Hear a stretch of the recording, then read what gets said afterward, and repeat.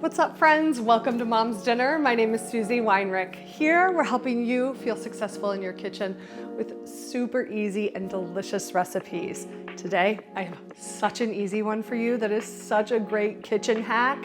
We're taking boxed stuffing, stovetop stuffing, although I have the Aldi version here, and we're gonna zhuzh it up with some onions, some sage, butter, celery, chicken stock, poultry seasoning, and make it seem completely homemade. Nobody will know that it is box stuffing on your table, and everyone is going to ask for the recipe. So stick around today. We're taking stovetop box stuffing and making it homemade. Whatever flavor stuffing you like, stovetop, Aldi, store brand, Pepperidge Farm, whatever box stuffing you want, you need 2 6-ounce boxes, so 12 ounces total. Then we're gonna need a little celery, some onion, some fresh sage. This is a huge difference maker. Poultry seasoning. This is one that I end up buying every Thanksgiving because I think I don't have it. Plenty of butter and chicken stock. My cutting board was just a little bit wobbly, so I'm gonna actually lay kind of a damp towel down, and then I'm gonna put this on top, and that's gonna keep it just in place. That's a great kitchen tip for you. Now, you're gonna take a large skillet and place it over about medium heat, and then we're gonna add 7 tablespoons of butter. Like I said in the beginning, you're gonna need plenty of butter for this recipe. And the only butter that we recognize here at Mom's Dinner is salted butter. So we're gonna get that melting down in the pan. While that melts, we're going to dice up 1.5 cups of celery. Celery can take a while to cook down, so I always like to split the stalks in half and then dice them up so that they have less surface area to soften. And when you have your stuffing, you don't want enormous chunks of celery. You want it to kind of blend in with the onions and the breadcrumbs and just enhance the flavors. Also, with your stuffing, you can always use the leaves and the stems of the celery. The leaves have a very delicate celery flavor to them. I'm not sure if I've got 1.5 cups. It looks close. I might need just a little bit more.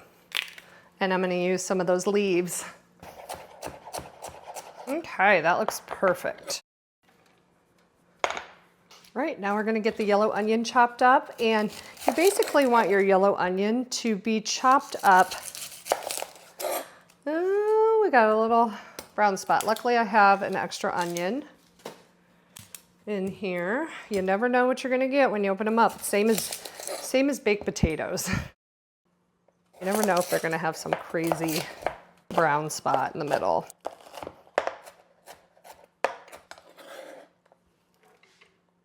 Those onions get me every single time. I have a veggie chopper that, you like slam down, and I just need to use that all the time for onions because they just tear my eyes up. Okay, we're gonna let the onions and the celery saute until they are just about completely softened. So that can take up to 20 minutes. This is a slow process because you don't want to brown the onions, you just want them to soften. The other thing that I want you to take note of is that in this recipe, we are not adding salt.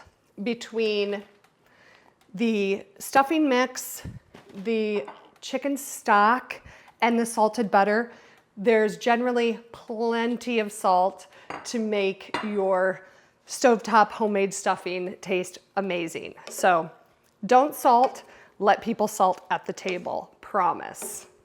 This looks really good. The onions and the celery are just about completely softened.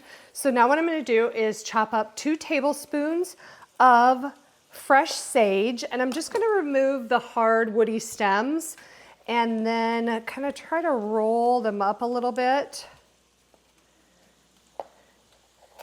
and just give them a rough chop. Fresh sage is gonna make such a huge difference in how your box stuffing tastes. It's gonna give it that homemade, fresh, herby flavor. All right, 2 tablespoons. think I have just a little bit more than 2 tablespoons. And then poultry seasoning. This is such a great mixture of different seasonings. It has thyme, sage, marjoram, rosemary, black pepper, and nutmeg in it. All flavors that you want in your stuffing. So we're gonna add 1 teaspoon of poultry seasoning, and then just give it a stir, and we're gonna let this saute for another 5 minutes. Oh, it smells so good. Now it smells like stuffing. My whole house smells like Thanksgiving now. Again, remember, we are not adding salt. Don't be tempted to just sprinkle some in. It doesn't need the salt. We're gonna pull in our 2 boxes of, I have chicken stuffing, if you wanted to use the savory herb, if you wanna use the turkey, really any of the stuffing flavors will work. I should have scissors in here. Okay, guess I don't have scissors to cut these little bags open, but I can use my knife. Okay, so now what we want to do is pour the dry stuffing bags in to the butter and the herbs and the onion and the celery and all of the flavors that have combined together. The breadcrumbs are going to absorb all of that butter flavoring and the onion flavoring, celery, the herbs. Oh my gosh, this smells so good. Holy smokes. Whoa. Probably choose a pan that has a little bit higher sides than I chose. Now we're gonna take the 2 1/4 cups of chicken stock or chicken broth. This is a great tip to remember. Chicken broth is going to have less flavor than a chicken stock, and then bone broth is gonna have even more flavor than chicken stock. So it'll go broth, stock, bone broth. All right, we're just gonna pour that straight in. I'll pour about 3/4 of it in, and then give it a stir because you want all of those breadcrumbs to absorb that liquid. The great thing about doing your stuffing this way is that what you're gonna end up with is really buttery, soft, slightly moist middle and bottom of your stuffing, and then the top is gonna be golden and a little bit crispy. It's perfect balance of both worlds. You know, you have people that want wet stuffing, and then you have people that want crispy stuffing. This is both. Whew, that is absolutely perfect. Absolutely perfect. All right, I've got my oven preheated to 400 degrees, and what we're gonna do is take a 9x9 glass casserole dish, and I'm gonna take 1 tablespoon of softened butter.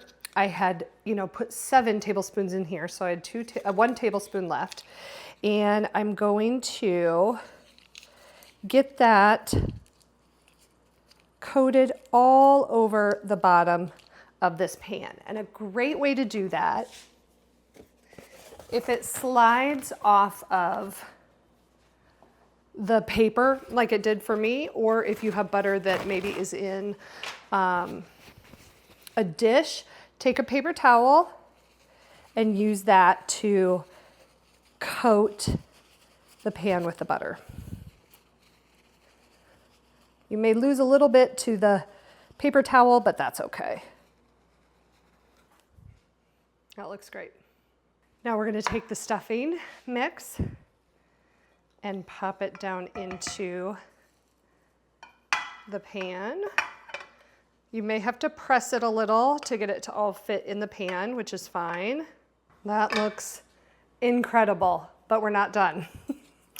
Now you're gonna need 2 more tablespoons of salted butter. And like I said before, this stuffing is, moist and tender on the inside, and then it's gonna be golden and crispy on the top. And by putting cubes of butter on the top, you're going to ensure that you get some crispy bits. Oh, so just dot the top with the butter. Now we're gonna pop this in a 400-degree oven for 20 minutes, and it's gonna be ready. Oh my gosh, I opened up the oven and it was like a blast of sage and toasted buttered bread. So delicious. Oh my gosh, the top, some of the bits on the top are so crispy and golden. And then you can see that the middle is just moist and plump bread cubes. Ooh, this is gonna be so good. This is probably still incredibly hot, but I'm gonna dish some out. Look at that. It sticks together, but it still has some bits that come apart, which is perfect.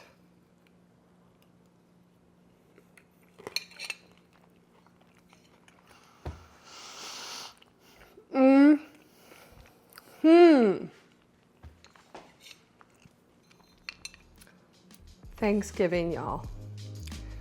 Does not need any salt. It is perfectly salted. I promise, perfectly salted. Oh my gosh, and it is buttery. It's giving me goosebumps.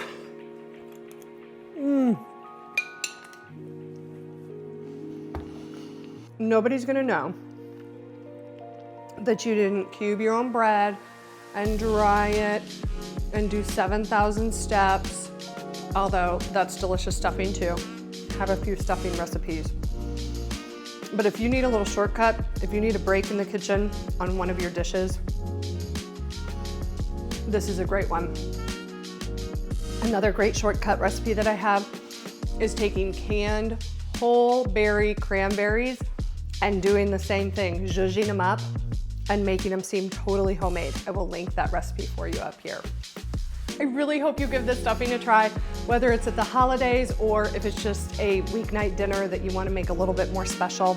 Give it a try in your kitchen, and I hope it helps you feel like a success at dinner time. Join me next week for another recipe video of something you can make in your kitchen. And in the meantime, I hope you'll enjoy another video of mine, and we'll see you next week.